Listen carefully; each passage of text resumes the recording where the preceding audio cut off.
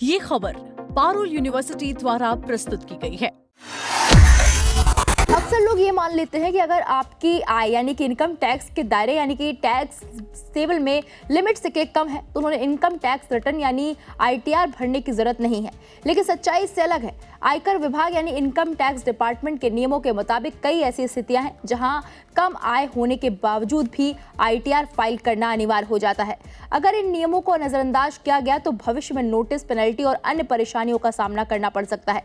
ITR सिर्फ tax भरने का माध्यम नहीं है, बल्कि ये आपकी आय का आधिकारिक रिकॉर्ड होता है। बैंक, लोन, वीजा और फाइनेंशियल प्रोफाइल के लिए भी आईटीआर बेहद जरूरी माना जाता है। इसके अलावा अगर टीडीएस कटा है तो रिफंड पाने के लिए भी फाइल करना जरूरी होता है। ये है वो 7 बड़े कारण जब आईटीआर फाइल करना जरूरी है। पहला कारण, बैंक खाते में बड़ा लेन देन। अगर आपने एक वित्त वर्ष में अपने करंट अकाउंट में 1 करोड़ रुपए से ज्यादा जमा किए हैं तो आपको आईटीआर भरना ही होगा, चाहे आपकी आय कम ही क्यों ना हो। विदेश यात्रा पर ज्यादा खर्च, अगर आपने साल भर में 2 लाख रुपए से ज्यादा विदेशी यात्रा पर खर्च किए हैं तो आईटीआर फाइल करना अनिवार्य हो जाता है।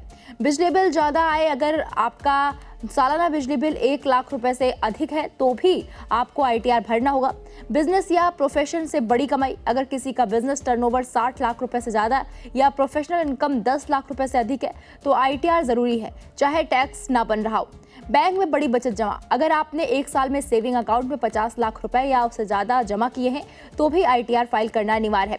विदेशी संपत्ति या आय, अगर आपके पास विदेश में कोई संपत्ति, बैंक खाता या वित्तीय हित है तो आपको हर हाल में आईटीआर भरना होगा, चाहे आपकी इनकम 0 ही क्यों ना हो। ज्यादा टीडीएस कट गया, अगर आपके खाते से 25,000 रुपए या उससे ज्यादा टीडीएस कट चुका है तो सीनियर सिटीजन के लिए 50,000 रुपए तो आईटीआर फाइल करना जरूरी है ताकि आप रिफंड क्लेम कर सके।